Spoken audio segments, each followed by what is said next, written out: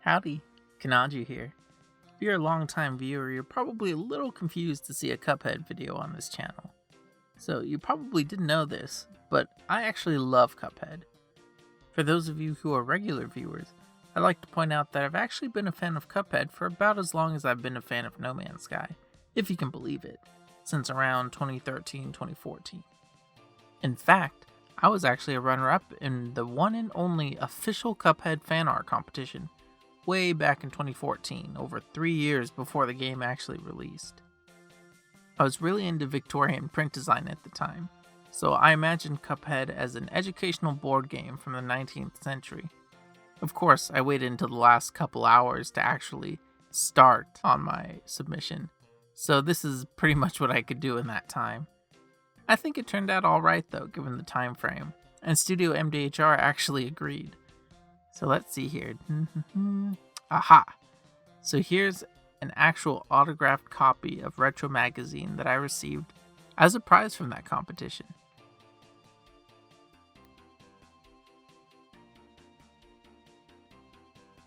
Let me just clear some space here.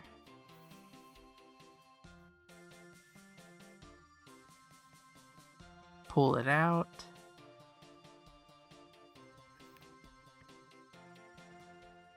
Aha! Here it is, signed by both Moldenhauer brothers. Pretty sweet, huh? Especially considering both back then and now, Studio MDHR and the Moldenhauer family are some of my favorite developers. You know, the kind of stuff I aspire to, so, you know, it means a lot to have this. But, of course, all this is to say that I love Cuphead, the video game. But did I love Cuphead the show, or rather, the Cuphead Show? Well, grab your official Cuphead or Mugman cereal bowl and pour yourself some Cuphead O's.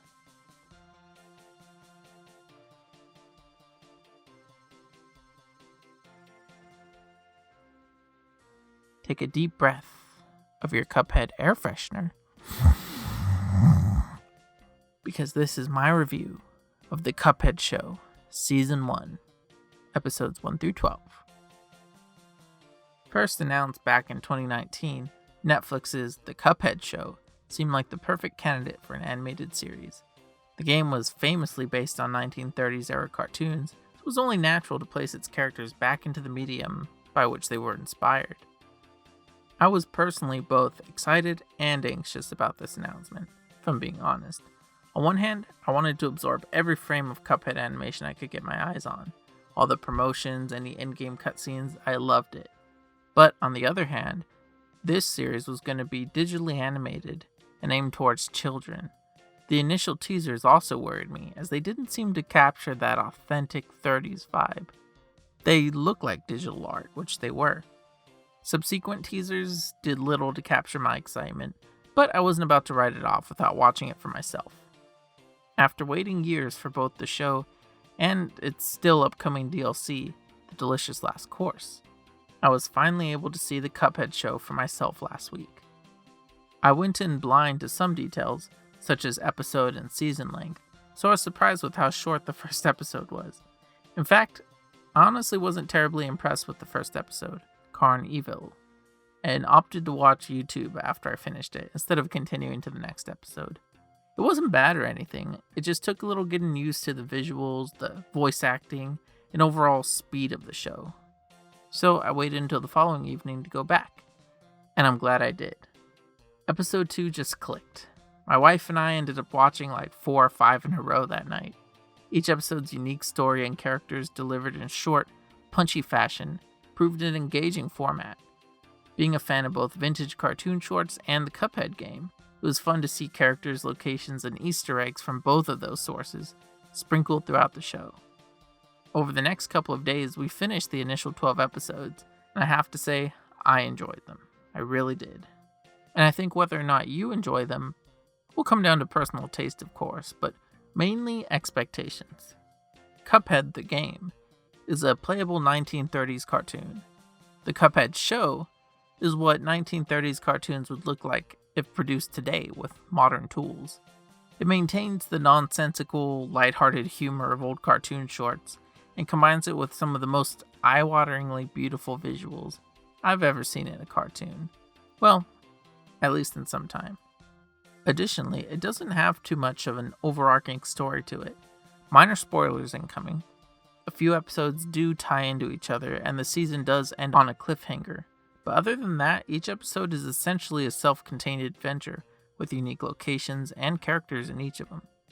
I personally like this approach, not only because it keeps the show from becoming too serious with high stakes and complicated lore, but also because it feels in the spirit of those old cartoons. I'm reminded of one of my favorite childhood shows too, SpongeBob SquarePants. At least the first season, it was full of fun nonsense such as Reef Blower or SB129, nonsense. It's not the kind of TV you can just put on in the background while you work, like a drama or something with a lot of dialogue. Instead, it's the sort of thing you put on while eating dinner for a quick laugh and distraction. It's fun, and it's impossible to take your eyes off of. Speaking of which, I love the attention to detail on display. My biggest fear leading up to this show was actually that the team producing it wouldn't have the same tireless commitment to detail that the game did. However, I was delighted to see so much attention paid to things that most people probably wouldn't have missed if they weren't included. In particular, the amazing title cards and modeled backdrops were a nice touch that really helped tie the show back to its inspirations. The sound design too was excellent. Usually bombastic and over the top, it often had a real crunchy quality to it. Their use of the game soundtrack across different episodes was also fun. I found myself giddy when a cover of Clip Joint Calamity started playing on board Ribby and Croak's riverboat. However, if there is one part of the show that didn't land quite as well, it would actually be the musical numbers, like the songs. I don't mind musical numbers in cartoons. I think they can be a fun excuse to have a break in pace or, do something catchy. But most of the original songs in the Cuphead Show are pretty short and forgettable. I think Ghosts Ain't Real and Turn Up the Charm were pretty fun, but on the whole I wasn't too impressed by the songs. Of course, again, that's separate from the soundtrack, because the music was excellent. It was just the actual songs that they would sing that were kind of underwhelming. So, I've covered sound and visuals, but what about the characters and story? Well, Cuphead and Mugman are handled really well, I'm happy to say. I like their brotherly dynamic, and I think they fit well as protagonists. Elder Kettle, their elderly caretaker, is also a standout that I always enjoyed when he was on screen. Most other characters are one-offs, and even recurring characters such as the Devil, King Dice, and Pork Rind aren't developed too much. But honestly, this isn't a complaint at all, since it's not really a character-driven show in that sense.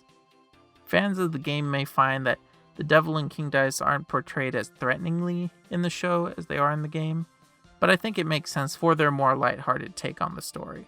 Speaking of which, the show's plot, if it really has one, is markedly different from the game's. The Devil's Casino and Cuphead's gambling have been replaced by a carnival game. King Dice now runs a game show instead of a casino, and several other details have been changed in order to make the cartoon more family-friendly. Now I know this might sound terrible in theory, but I honestly didn't mind the changes while watching. The show feels like a separate continuity from the game, so the creators are free to write whatever kooky stories they like. It helps keep each episode a surprise, since you never know what familiar characters will be up to in this context. Now, despite being more family-friendly than the game, it doesn't mean they're afraid to get dark at times. Not like Basement in the Middle of a Cornfield dark, of course, but it does take inspiration from some of the dark humor of classic cartoons. For example, the Devil's still actively stealing people's souls, like a lot, and they play off Cuphead and Mugman dying for laughs a couple of times. All in all, I think they struck a good balance between appealing to new family audiences as well as those who enjoyed the game. So to wrap things up, I love this show. I think the visuals were a 10 out of 10. Not exactly the 1930s authentic hand-drawn animation I had originally wanted, but I can't say I'm upset at all because what they did produce is beautiful, and it is a love letter to that era that inspired the cartoon. So don't let that put you off if that was your concern. The music is great. The songs, hopefully, they're more memorable in Season 2. The characters are fun. The comedy is pretty funny. And overall, it's just a delightful cartoon. It's really easy to watch at the end of the day, and it doesn't take up too much time if you only have time for an episode or two. So, if you're interested in it, if you enjoyed the game, or if this is your first interaction with Cuphead, I encourage you to give at least the first 2 to 3 episodes a watch. After that, you'll probably know whether it's for you or not, but those are just my 2 cents. Also, speaking of the number of episodes, it looks like the next 12 will be releasing this summer. They just announced it. Probably, if I had to guess, around the time of the DLC. Speaking of those 12 episodes, though, I've seen some controversy about how Netflix is marketing, these next 12 episodes as Season 2, despite the episodes being ordered and produced alongside Season 1 as a way to cheat animators out of bargaining for more compensation based upon their work's success. However, I'm hardly qualified to speak on that subject, and I will instead link to a video in the description below, and I encourage you to check it out. They can properly elaborate on that better than I can. Anyway, let me know your thoughts in the comments below. Have you had a chance to watch the Cuphead show yet? And if so, what did you think? Have you beat Cuphead the game? Are you looking forward to the DLC and Season 2 this summer? Let me know. I'd love to hear what you have to say. Seriously, I read all my comments. Also, let me know if you'd be interested in more Cuphead videos down the line when all that tasty new content drops this summer. In the meantime, of course, look forward to more No Man's Sky, BioShock, and, gaming content in the nearer future. Thanks again for watching. Leave a like if you enjoyed my review, or if you just want to support the channel, of course. Subscribe if you haven't already. I just hit 400 subscribers. Very happy. I couldn't be more grateful. Thank you again for your support. Now, if you look at this and it shows I have less than 400 subscribers, well, that just means someone doesn't like Cuphead, so don't be that person. If you didn't enjoy this, let me know in the comments below. But please don't subscribe. The next video will be No Man's Sky, so no worries. I'm still aiming for 1,000 subscribers so I can unlock that community content, polls and posts and all that stuff. And hopefully you'll help me get there. At this point, every subscription counts. Thanks again for your support, and I'll see you in the next video. Bye!